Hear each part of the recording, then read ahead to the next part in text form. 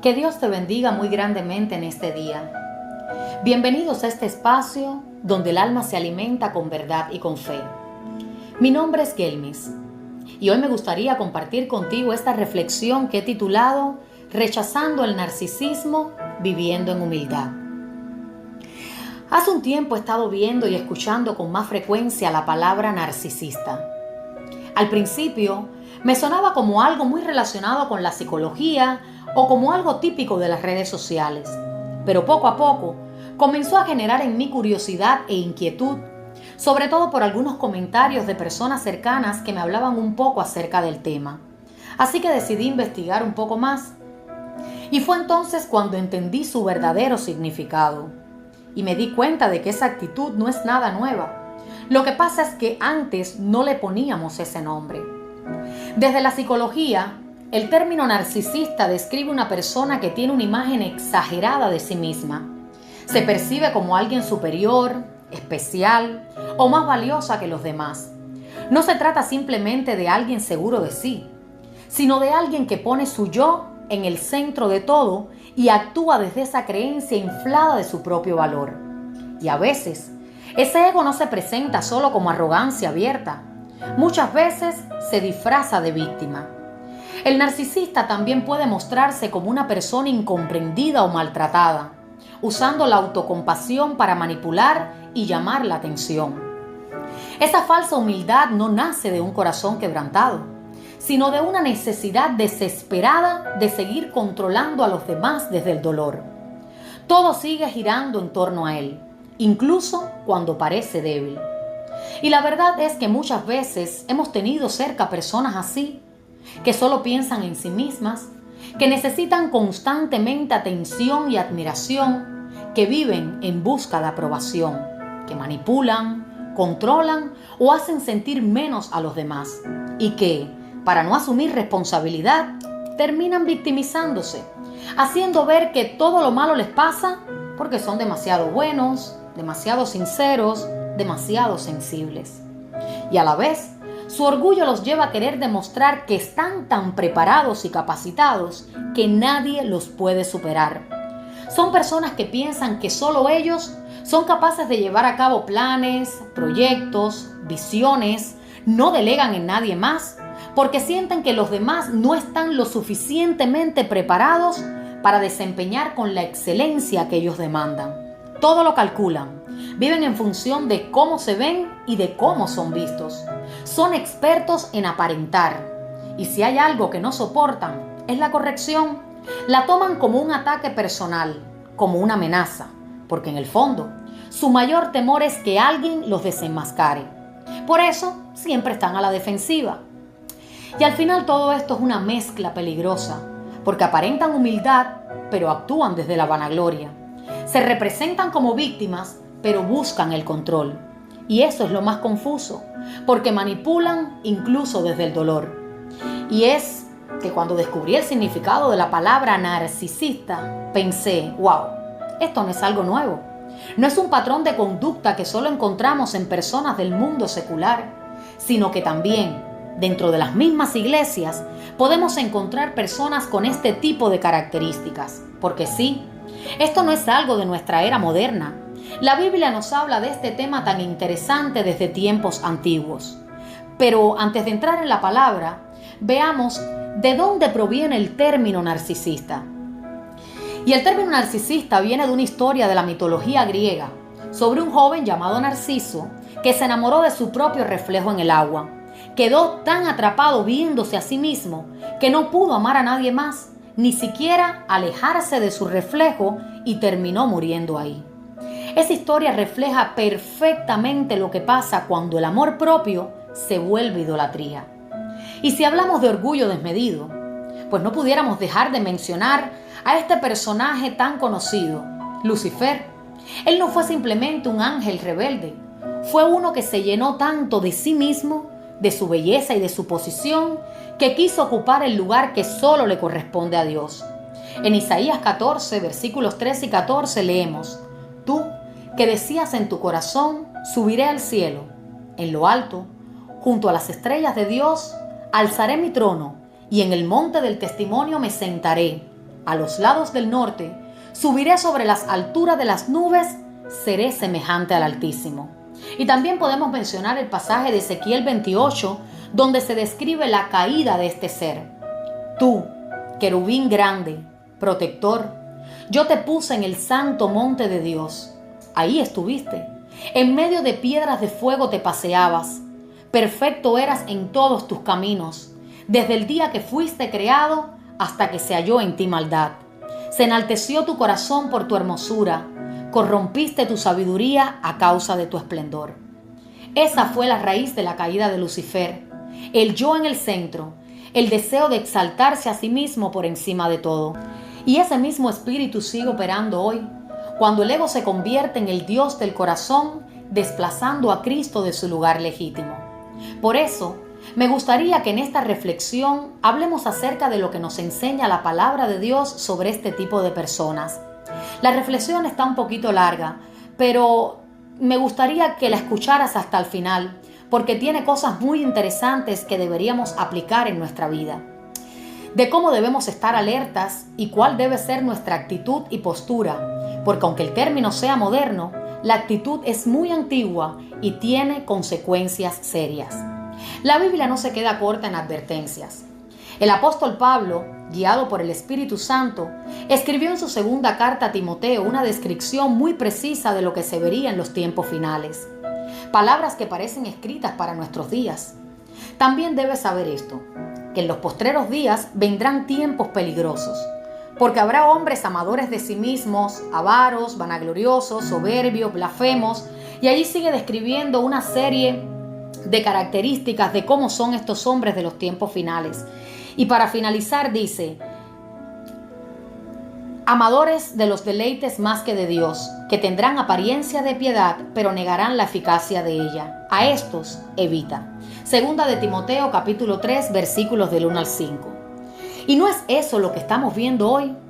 Gente que se ama tanto a sí misma, que no hay espacio para nadie más, solamente para ellos, su orgullo y su ego desmedido. Y cuando el yo está en el centro, todo lo demás se desordena. Por eso es que ahí empieza la lista. Amadores de sí mismos. Son personas que incluso pueden parecer espirituales, pueden hablar de Dios con elocuencia, pueden dar discursos que suenan muy convincentes, pero cuando uno se detiene, cuando uno mira de verdad, no se ve una transformación real, no hay una vida rendida, no hay coherencia entre lo que dicen y lo que viven. Tienen apariencia de piedad, sí, pero en la práctica niegan lo que realmente eso significa, porque hablar bonito no es lo mismo que vivir en obediencia.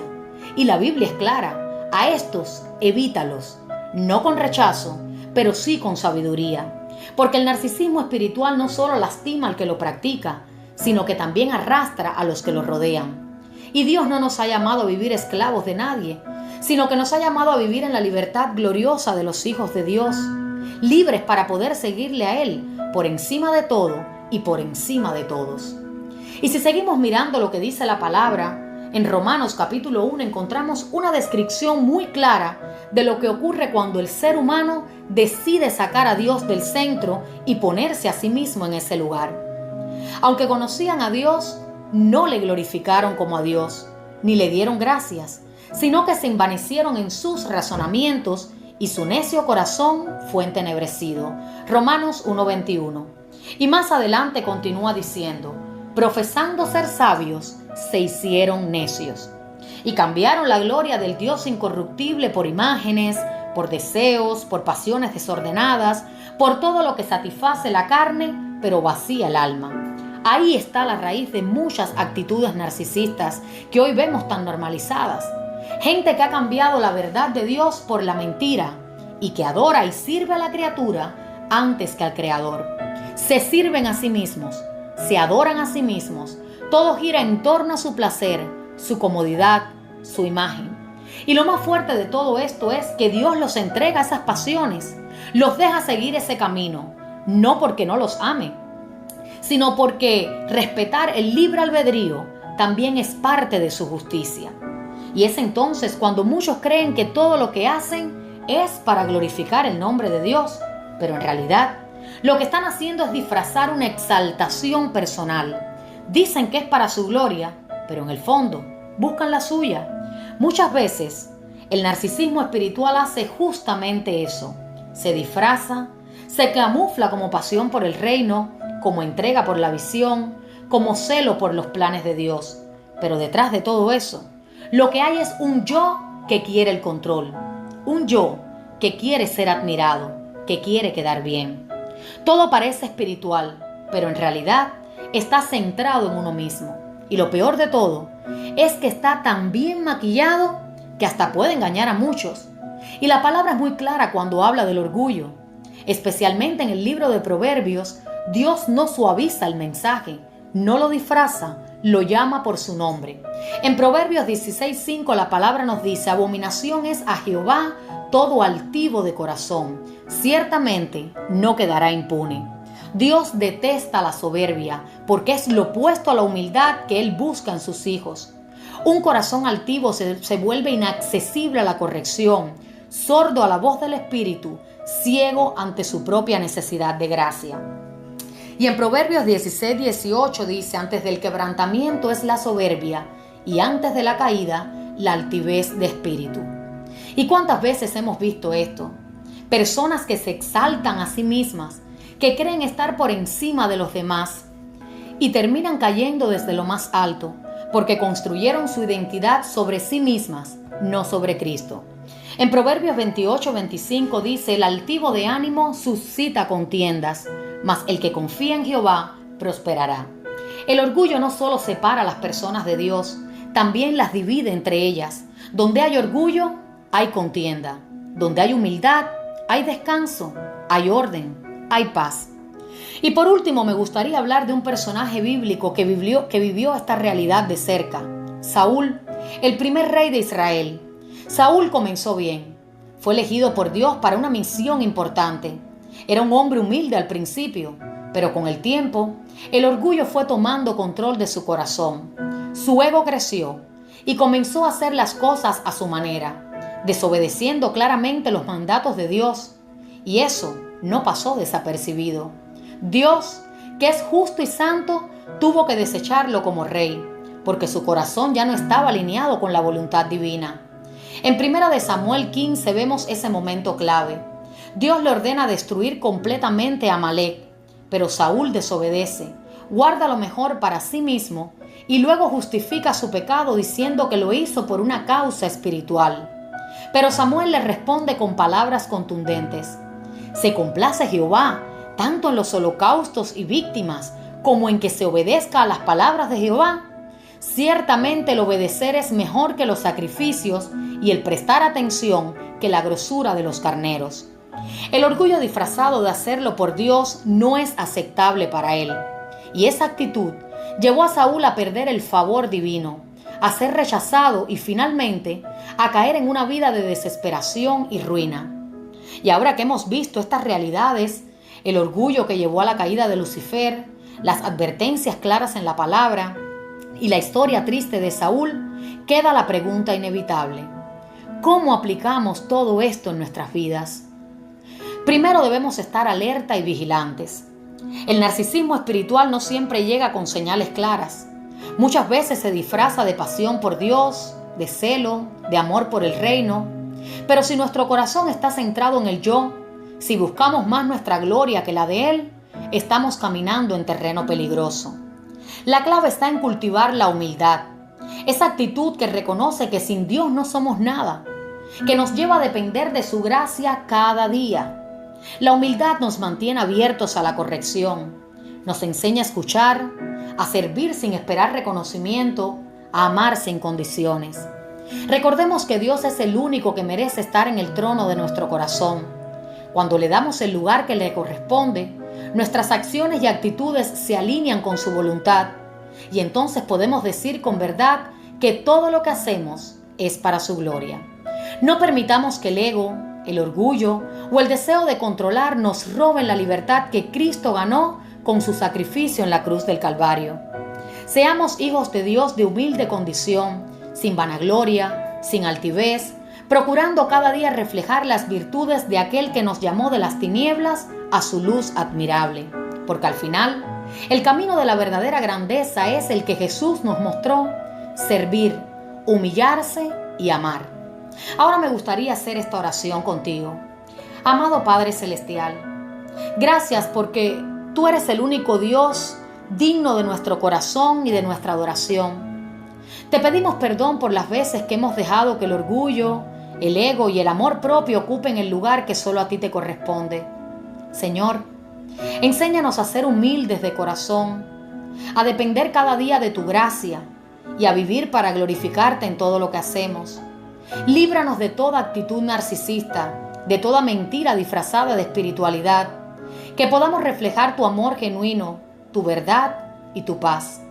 Ayúdanos a caminar en la libertad que Cristo nos dio, sin buscar la aprobación humana ni el reconocimiento, sino únicamente tu satisfacción. Que nuestra vida sea un testimonio vivo de humildad, servicio y entrega. En el nombre poderoso de Jesús. Amén. Gracias por haber escuchado esta reflexión hasta el final. Si fue de bendición para tu vida, si te edificó, te animo a compartirla con alguien que conozcas. Tal vez alguien que esté atravesando una situación difícil con una persona narcisista o alguien que esté comenzando a mostrar actitudes que reflejan ese orgullo disfrazado de espiritualidad. Dios sigue hablando. Y si esta palabra puede ser una herramienta para abrir los ojos y volver al camino de la humildad y la verdad, entonces no la guardes, compártela con amor. Gracias por acompañarme. Que Dios te bendiga grandemente y hasta la próxima reflexión, donde seguiremos alimentando el alma con verdad, con fe y con esperanza.